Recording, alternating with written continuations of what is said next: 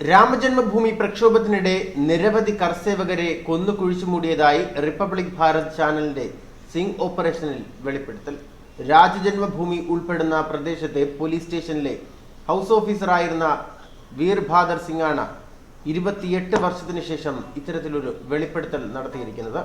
100ഓളം രാമഭക്തർ കൊല്ലപ്പെട്ടിരുന്നതായി ഇയാൾ പറയുന്ന ഒളിക്യാമറ ദൃശ്യം ചാനൽ പുറത്തുവിടുകയും ചെയ്തു.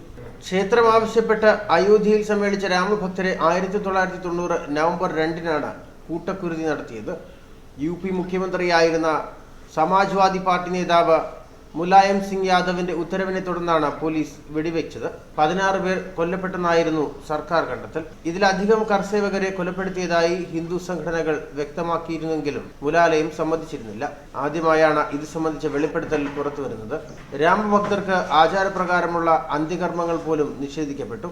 ചില മൃതദേഹങ്ങൾ ദഹിപ്പിച്ചെങ്കിലും ഭൂരിഭാഗവും കുഴിച്ചുമൂടുകയാണ് ചെയ്തതെന്നും സിംഗ് പറഞ്ഞു. 8 പേർ കൊല്ലപ്പെട്ടുവെന്ന് 42 പേർക്ക് പരിക്കേറ്റുവെന്നും മാധ്യമപ്രവർത്തകരോട് പറയണം എന്നാണ് തനിക്ക് മുതിർന്ന ഉദ്യോഗസ്ഥർ നിർദ്ദേശം നൽകിയതെന്നും അദ്ദേഹം വെളിപ്പെടുത്തി. തെരഞ്ഞെടുപ്പിൽ രാമക്ഷേത്രം സജീവ ചർച്ചയാകുമെന്ന് ഉറപ്പായ സാഹചര്യത്തിൽ പുതിയ സംഭവം ഉത്തർപ്രദേശിൽ SP-BSP സഖ്യത്തിന് കനത്ത തിരിച്ചടിയാകും. അന്വേഷണം വേണമെന്നാവശ്യപ്പെട്ട BJPയും രംഗത്തെത്തി. രാജ്യത്തെ ഞെട്ടിപ്പിക്കുന്ന വിവരമാണ് ഇപ്പോൾ പുറത്തുവന്നതെന്ന് വക്താവ് സബിത് പാത്ര പറഞ്ഞു. ഇന്നലെയാണ് റിപ്പബ്ലിക്കിന്റെ ഹിന്ദി ചാനലായ ഭാരത് സംപ്രേഷണം ആരംഭിച്ചത്. സംഭവത്തിൽ അന്വേഷണം വേണമെന്ന് ജീവനകാലാചാര്യൻ ശ്രീ രവിശങ്കർ ആവശ്യപ്പെട്ടു. യാദവരും മുസ്ലിങ്ങളുമാണ് സമാജ്വാദി പാർട്ടിയുടെ വോട്ട് ബാങ്ക്. മുസ്ലിം വോട്ടുകൾ ഉറപ്പിച്ചു നിർത്താനാണ് മുലാലയം വെടിവയ്പിന് ഉത്തരവിട്ടത്. മുസ്ലിം വാദികളിൽ നിന്ന് അഭിമാനത്തോടെ മുലാലയം നിരവധി തവണ പറഞ്ഞിട്ടുണ്ട്.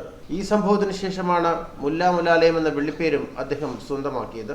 വെടിവയ്പിൽ ഖേദിക്കുന്നതായി 2016 പറഞ്ഞ മുലാലയം മുസ്ലിം വികാരത്തെ സംരക്ഷിക്കാൻ അത് അനിവാര്യമാണെന്ന് അവകാശപ്പെട്ടിരുന്നു. 30 പേർ കൊല്ലപ്പെടുമായിരുന്നെങ്കിലും ഇതേ ഉത്തരവ് നൽകാമായിരുന്നുവെന്നും അദ്ദേഹം പറഞ്ഞു. ഹിന്ദു സംഘടനകളുടെ നിലപാടിലുള്ള ഔദ്യോഗിക സ്ഥിരീകരണമാണ് വെളിപ്പെട്ടതെന്ന് RSS നേതാവ് ഇന്ദ്രേഷ് കുമാറും പറയുന്നു. SP-യും BSP-യും കോൺഗ്രസും ഇത് മൂടിവെക്കാൻ ശ്രമിച്ചു. രാജജന്മഭൂമി പ്രക്ഷോഭം മുസ്ലിങ്ങൾക്കോ പള്ളിക്കോ എതിരെയായിരുന്നില്ല. ലക്ഷക്കണക്കിന് കർസേവകർ ഒത്തുചേർന്നിട്ടും ഒരു മുസ്ലിമിനോ പള്ളിക്കോ പ്രശ്നമുണ്ടായില്ല. അവകാശത്തിന് വേണ്ടിയുള്ള പോരാട്ടമാണ് നടത്തുന്നത്, അല്ലാതെ ശത്രുതയ്ക്ക് വേണ്ടിയുള്ളതല്ലെന്നും അദ്ദേഹം വ്യക്തമാക്കി. ന്യൂസ് ഡെസ്ക് മലയാളി വാർത്ത.